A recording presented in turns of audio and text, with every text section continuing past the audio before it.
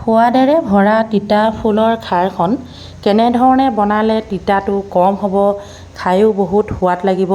আহকচোন তেনেহ'লে আজি আৰম্ভ কৰোঁ তিতা ফুলৰ খাৰ। ইয়াত তিতা ফুল ইমানখিনি মই লৈ ল'লোঁ।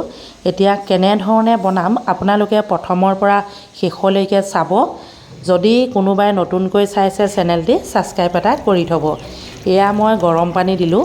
ইয়াত আপোনালোকে অকণমান বইল কৰি পানীটো পেলাইও দিব পাৰে। মই কিন্তু পানীটো পেলাই নিদি, যিহেতু ঔষধি গুণ বহুত আছে, সেয়েহে ইয়াত গৰম পানী দি 10 মিনিটৰ বাবে ভিজাই ৰাখি দিলোঁ।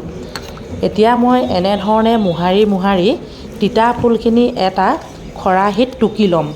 আপোনালোকে চাই থাকক, ষ্টেপ বাই ষ্টেপ দেখুৱাই গৈ আছোঁ। আৰু কেতিয়াবা আপোনালোকেও বনাই খাব পাৰিব। যিহেতু এই ৰঙা যে তিতা ফুলখিনি এতিয়া কিন্তু বজাৰত খুব ওলাইছে। এইখিনি খাৰ মানে কল খাৰ। যিহেতু মই তিতা ফুলৰ খাৰহে বনাম এই চেকনিখনতে, এতিয়া মই এই খাৰখিনি টুকি ল'ম। এইফালে খাৰ, আলু, এইফালে নহৰু, শুকান জলকীয়া, আদা। বেছি মছলাৰ প্ৰয়োজন নাই। আলু দিছোঁ, আলু নিদিবও পাৰে। ইতিমধ্যে কেৰাহীটো পাতি ইয়াতে মই অকণমান তেল দিছোঁ। অৱশ্যে আমাৰ মাহঁতে বনাওঁতে তেল ব্যৱহাৰ নকৰে, যদিহে খাৰ বনায়। মই কিন্তু তিতা ফুল বনাইছোঁ বাবেহে তেল দিছোঁ। ইয়াতে এতিয়া মই শুকান জলকীয়া কেইটামান দি দিম আৰু কি যোগ কৰিম সকলোখিনি আপোনালোকক দেখুৱাই যাম। আপোনালোকে ষ্টেপ বাই ষ্টেপ চাই যাওক। খাৰ আমি মাজে মাজে খাব লাগে, আমাৰ শৰীৰৰ বাবে বহুতেই লাভদায়ক। এতিয়া মই তেলখিনি সম্পূৰ্ণ গৰম হোৱাৰ লগে লগে দি দিলোঁ নহৰুখিনি। ইয়াতে অকণমান দি দিম আদা। ইয়াত বিশেষ মছলা ব্যৱহাৰ কৰিব প্ৰয়োজন নাই, কিয়নো ঔষধি গুণেৰে ভৰপূৰ তিতা ফুল, সেইটো হয়তো বহুতে জানে। খাৰৰ কথা মই চাগে বহলাই ক'বই নালাগে। ইতিমধ্যে আদা নহৰুখিনি অকণমান ভাজি লোৱাৰ পাছত মানে ৰংটো সলালে, দেখিছে নহয়। এতিয়া মই আলুখিনি দি দিলোঁ। আলুটো আপোনালোকৰ ওপৰত কথা, আলু আপোনালোকে নিদিবও পাৰে। লগে লগে মই তিতা ফুলখিনিও যোগ কৰি দিলোঁ। এতিয়া 5 মিনিট সময় সুন্দৰকৈ ভাজি ল'ম। আলুখিনিও সিজি ল'ব লাগিব, লগতে তিতা ফুলখিনিও অকণমান সিজিব লাগিব। সেয়েহে আকৌ এবাৰ কৈছোঁ, কোনোবাই যদি নতুনকৈ চাইছে চেনেলটি ছাবস্ক্ৰাইব এটা কৰি কাষতে থকা বেল আইকনটো টিপি অল কৰি থ'ব। যিমান পাৰোঁ অৰ্থপূৰ্ণ ভিডিঅ' এনেধৰণে আপোনালোকলৈ সদায় মই আগবঢ়াম। যদিহে মোৰ দেহা ভালে থাকে, তেতিয়াহ'লে আপোনালোকে নিশ্চয় নজনা কথা কিছুমান জানিব, লগতে মোকো আপোনালোকে উৎসাহ যোগাব। সুন্দৰ কমেণ্ট কৰিব। অকণমান সময় ঢাকি দিলোঁ। এতিয়া চব ধুনুকৈ তিতা ফুলো আৰু লগতে আলু সুন্দৰকৈ ভাজ খাই গ'ল। যিহেতু মই বনাইছোঁ খাৰ, সেয়েহে মই হালধি ব্যৱহাৰ নকৰোঁ। কোনেও খাৰ বনালে হালধি ব্যৱহাৰ নকৰে, সেইটো সকলোৱে জানে। তিতা ফুলৰ ৰংটোৱে আলুত ধৰি গ'ল। এতিয়া মই যোগ কৰিলোঁ পিঠাগুড়ি।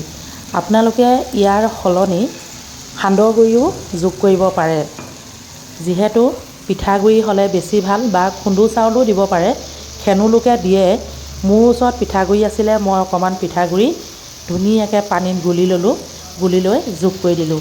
যিহেতু এনেধৰণে যদি কেৰাহীত দি দিওঁ তলত ধৰি যাব, নহয়নে? সেয়েহে এয়া চব কিমান ধুনীয়াকৈ ৰংটো সলাই পেলাইছে চব্জিখনে, নহয়নে বাৰু? বন্ধু বান্ধৱীসকল, আলু আৰু পিঠাগুড়ি মিশ্ৰণ কৰাৰ বাবে ইয়াত তিতাটো কমি যাব। সেয়েহে মই প্ৰথমতে আপোনালোকক কৈছিলোঁ কেনেকৈ বনালে তিতাটো কমিব বা খায়ো বহুত টেষ্টি লাগিব, সেইটো মই এতিয়া আপোনালোকক জনাই দিছোঁ। ইয়াত আলু আৰু পিঠাগুড়ি দিয়াৰ বাবে বহুত কমি যাব, মানে 50% তিতাটো কমি যাব। এতিয়া যিমান পাৰোঁ সুন্দৰকৈ ভাজি জোখমতে অলপ গৰম পানী যোগ কৰিম, কিয়নো খাৰহে বনাইছোঁ। সেয়েহে গৰম পানী যোগ কৰি আদা অকণ যোগ কৰি দিলোঁ। এই আদা অকণ দিয়াৰ বাবে কিমান যে টেষ্টি হ'ব, সেইটো চাগে যিসকলে বনাইছে তেওঁলোকে নিশ্চয় গম পাইছে, নহয়নে বাৰু?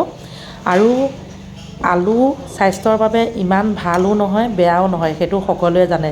আলু আমি সকলো চব্জিতে মিশ্ৰণ কৰিব পাৰোঁ। কিন্তু এটা কথা আপোনালোকক কৈছোঁ, যদিহে কিবা চব্জি বনাওঁতে নিমখ চোকা হৈছে, আলু এটা বইল কৰি আপোনালোকে মিশ্ৰণ কৰিব পাৰে, তেতিয়া সেই চব্জি নিমখটো কমি যাব।